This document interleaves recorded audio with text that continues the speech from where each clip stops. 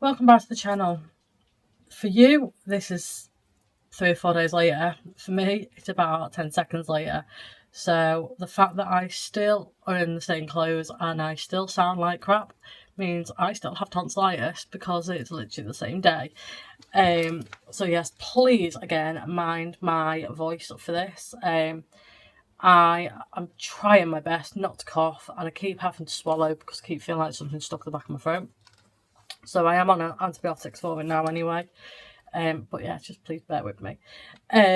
Okay, so I said from the beginning that the £10 bundle I bought back in September, once it had all sold, I was going to do a video because more than anything, I was intrigued to know how much I'd actually made just from this one bundle.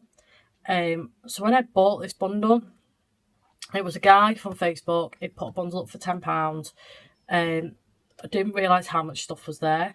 I have a big Vauxhall Antara SUV, one of the biggest SUVs you can buy. It filled my car, like filled, including the passenger seat. I couldn't just get into my car. I thought I was going to have to leave stuff behind.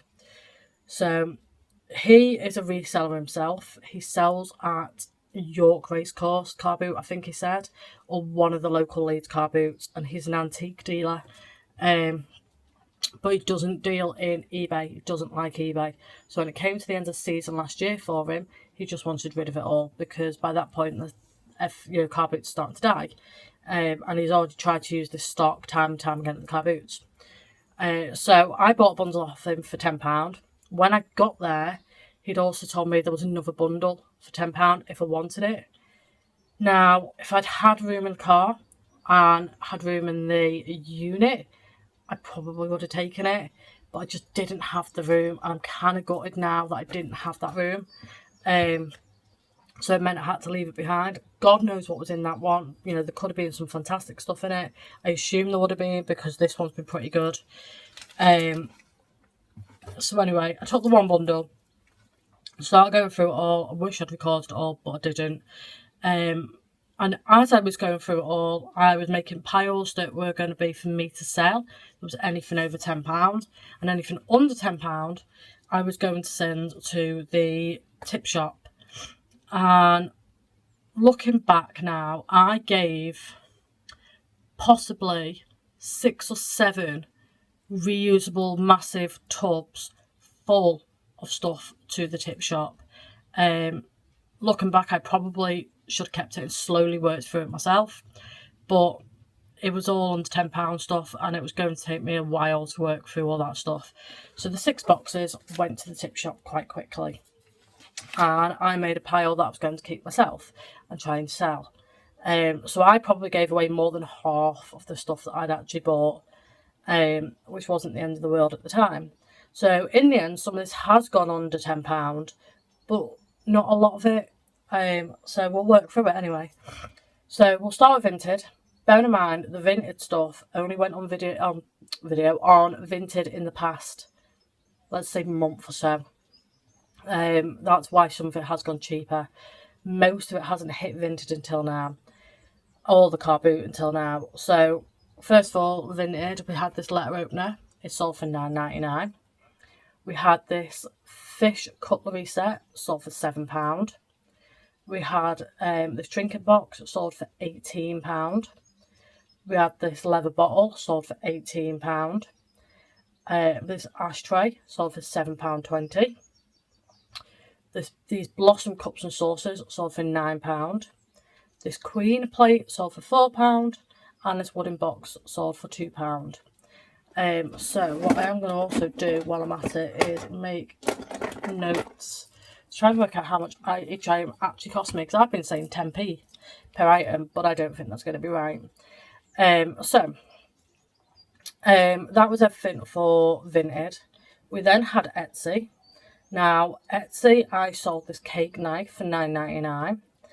I sold this wall art for £19.99. This Churchill teacup went for £6.99. This cigarette case went for £17.24. I put a sale on, hence the random number. This World War II lamp went for £40.49. That went abroad. They paid like 80 quid altogether for that.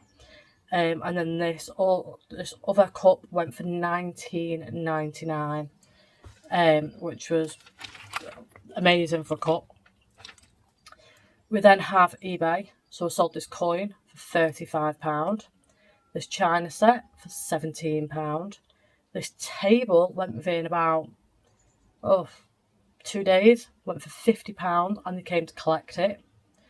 This tray went for £9.99. This pocket globe, the most random thing I have probably ever sold, went for £39.99. Honestly, amazing. This tripod went for £23.99. This microphone went for £13.99. Another cigarette box went for £9.70. This microscope went for £8. This Toy Story backpack off a toy went for £12.99, just a part of a toy. This stamp went for £10. This staple machine was broken, went for £14.99. This tray went for £8.99. This magnifying glass went for £7. This line tracer went all the way over to America, went for £149. These door locks went for £44.99. These model railway controls went for £28.89. I couldn't test any of them, so I sold them as a bundle. This World War One book went for £7.99, and this optimeter went for £7, which is brilliant. And then I sold about £60 worth at the car boot as well. I must have sold about 20 items at the car boot, I'd say, part of that bundle. So let's see. So altogether, there's about 53 items that I actually sold from that bundle, and the bundle cost me £10. So yeah, can't really complain at that, can we? So £10 divided by 53 items, about 18 pence an item, so I wasn't far off, which was fantastic. Obviously, I might have sold more at the car boot, I can't actually remember, but I've got a feeling it was about 20 to maybe 30 items. So we are looking around 10 to 20p an item. So it cost me £10 this bundle. I then sold everything from the bundle that I kept for £749.38. Bearing in mind, most of it went to the tip shop because it wasn't going to be worth my time. So after fees, I made £605.72. I feel like that was a really, really good deal. £10 into just over £600. I will take that all day long. So your bundles on Facebook and eBay, your job lots, your car boot job lots, just keep an eye out because they can be worth it. I have been buying job lots for years.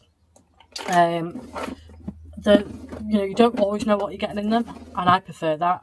I would rather buy a load of boxes off someone, not having a clue what's in it, because my main interest is going through those boxes at the end and seeing what's in there and getting dead excited about stuff that's in there. Me and my cousin used to do it many years ago. We'd buy job lots and sell it at car boots. Now, if I'd sold some of this on eBay and stuff, I probably would have made a lot more money. But we were just selling at car boots. We only did it 6 weeks or so, and we made a right killing. We paid for a nice holiday with that, plus spends. And we both kept stuff. We both gave stuff to our parents. There's so much money to be made in bundles if you've got the time and the effort to go through them. But that's where my love comes in, and a reason why I would like to get into house clearances, because I just love going through other people's crap, pretty much. But yeah, so that's it for him. Would you have bought this £10 bundle if you'd seen it?